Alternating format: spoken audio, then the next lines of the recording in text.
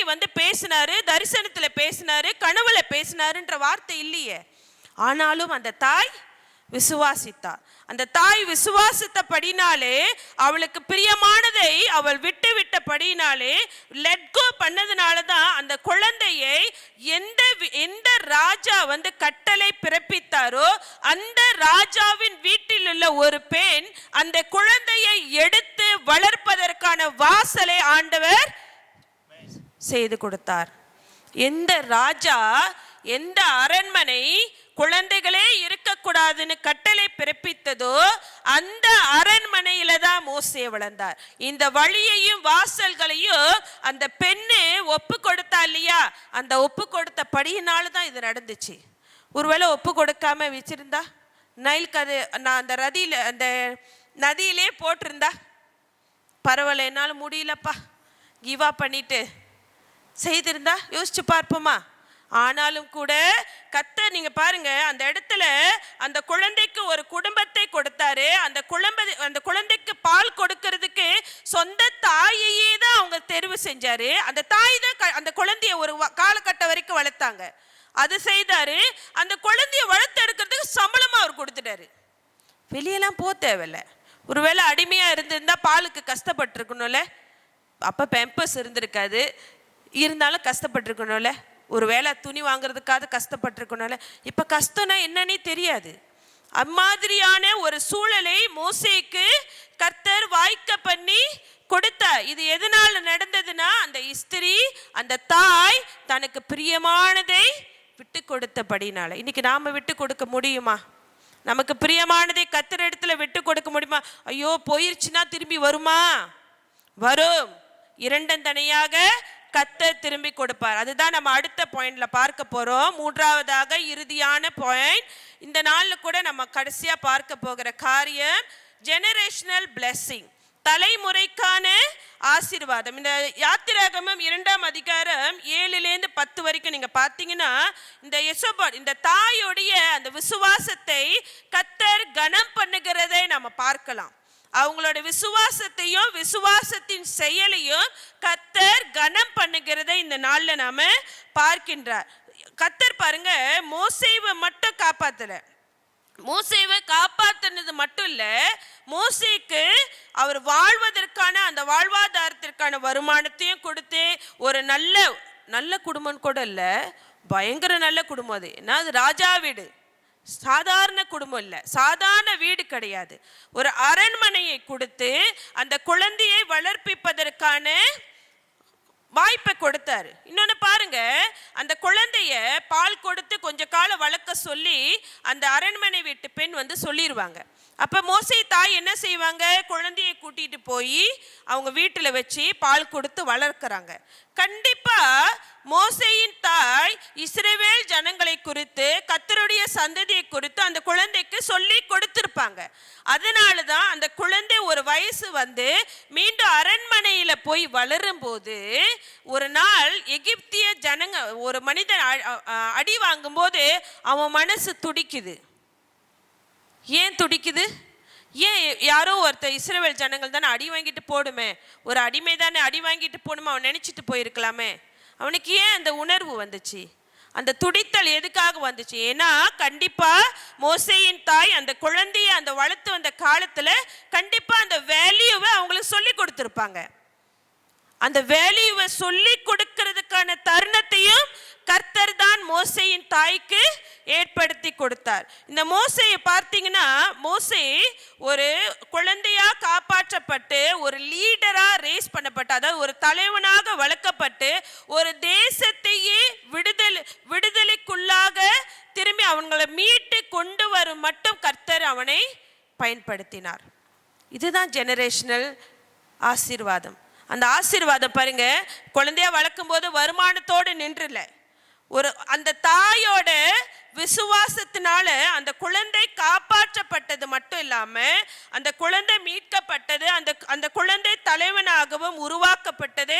ஜனங்களை விடுவிப்பதற்கோ, அடிமைத்தனத்தை முறியடிப்பதற்கோ, மக்களுக்கு சுதந்திரம் கிடைக்கிறதுக்கோ, இன்னைக்கு அடுத்த தலைமுறைகள் தேவனுடைய மகிமையை காண்பதற்கும், இன்று நீங்களும் நானும் நியாய பிரமாணத்தை நம்ம கையில ஏந்துவதற்கும் கர்த்தர் இந்த மோசேயை தான் பயன்படுத்தினார். இந்த மோசேக்கு பின்னதாக இருப்பது காணப்படாத ஒரு தாய்.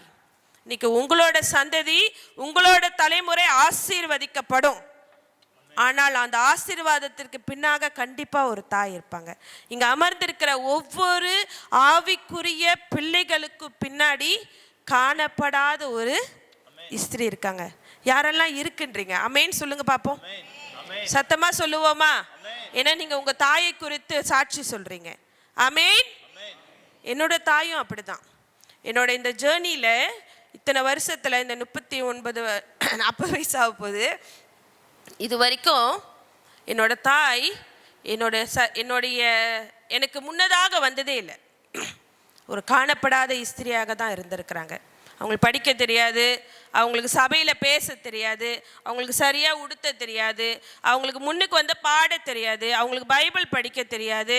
ஆனாலும் இன்னைக்கு 9 பிள்ளைகளை பெற்று வளர்த்து இந்த தலைமுறையை உருவாக்கியதில் அவங்க ஒரு காணப்படாத ஒரு விசுவாசமான ஒரு ஸ்திரியாக தான் இருந்தாங்க. அதை நான் சந்தோஷமாக சொல்லுவேன்.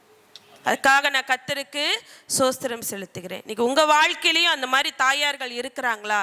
ஒருபோதும் அவங்கள கைவிட்டுறாதீங்க.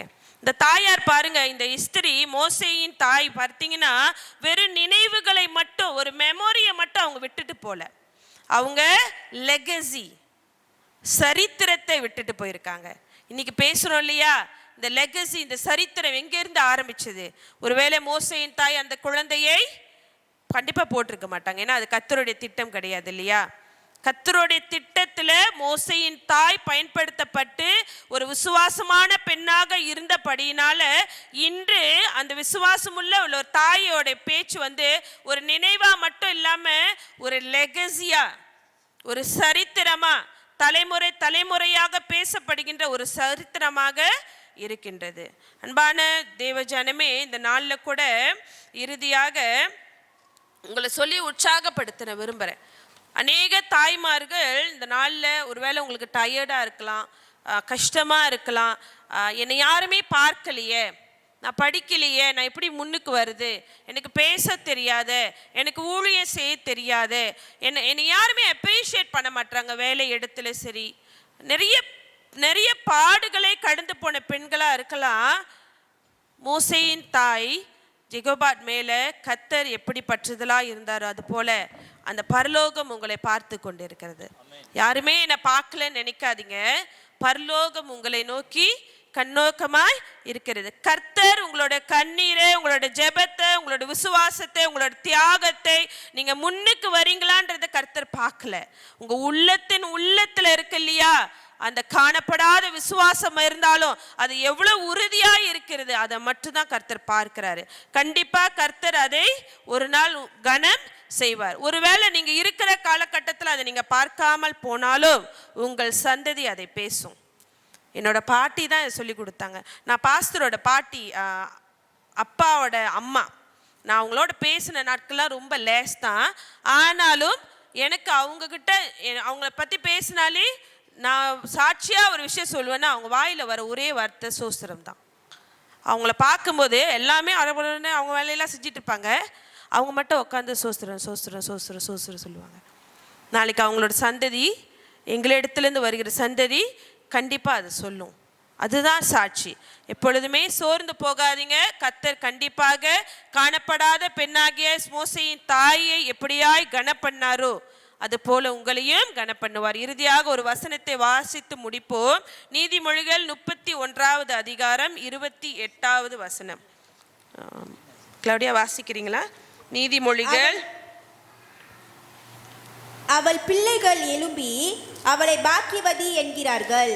அவள் புருஷனும் அவளை பார்த்து, அநேக பெண்கள் குணசாலியா இருந்ததுண்டு, நீயோ அவர்கள் எல்லாருக்கும் மேற்பட்டவள் என்று அவளை புகழ்கிறான். அவள் பிள்ளைகள் எழும்பி அவளை பாக்கியவதி என்கிறார்கள். அவள் புருஷனும் அவளை பார்த்து, அநேக பெண்கள் குணசாலிகளாய் இருந்ததுண்டு, நீயோ அவர்கள் எல்லாருக்கும் மேற்பட்டவள். டிஎம்சி சித்தியாவான் திருச்சபையில் இருக்கிற பெண்களாகிய நீங்கள் எல்லாருக்கும் மேற்பட்டவர்கள் என்று சொல்லி உங்களை ஆசீர்வதித்து நம் கண்களை வணங்கி ஜெபிப்போம். ஹல்லேலூயா. ஆண்டவரே, இந்த நாளுக்காக நேரத்திற்காக நன்றி செலுத்துகிறோம். பிதாவே, இந்த நாளிலே கூட உம்முடைய வார்த்தையை கொண்டு உம்முடைய பிள்ளைகளோடு நீர் பேசி இருப்பீர் என்று விசுவாசிக்கிறோம். மோசேவின் தாய் ஆண்டவரே, எப்படியாக விசுவாசத்திலே பற்றுதலாய் இருந்து அவருடைய பாராச்சாவே அந்த விசுவாசத்திலே ஆண்டவரே செயலிலே அதை காட்டி கனம் பெற்றாலோ அது போல ஆண்டவரே, இதோ இங்கே அமர்ந்திருக்கிற தாய்மார்கள் ஒவ்வொருவரையும் ஆண்டவரே அவர் உள்ளத்தை நீர் காண்கிறீர். உள்ளத்தில் இருக்கிற பாடுகள், வேதனைகள், சஞ்சலங்கள் ஆண்டவரே, தாகங்கள், வாஞ்சைகள் எல்லாவற்றையும் நீர் காண்கிறீர் ஆண்டவரே. அவர்களையும் கனம் செய்வீராக. இவர்கள் விசுவாசத்திற்கு ஆண்டவரே நீர் தகப்பனை இரண்டந்தனையாக ஆண்டவரே நாளந்தனையாக ஆசீர்வாதத்தை, தலைமுறைக்கான ஆசீர்வாதத்தை கொடுக்கும்படியாக நாங்கள் செபிக்கிறோம் ஆண்டவரே. இவர்களை நாங்கள் வாழ்த்தி ஆசீர்வதிக்கிறோம். நீர் தொடர்ந்து பொறுப்பெடுத்து கொண்டு நீர் வழி நடத்துவீராக.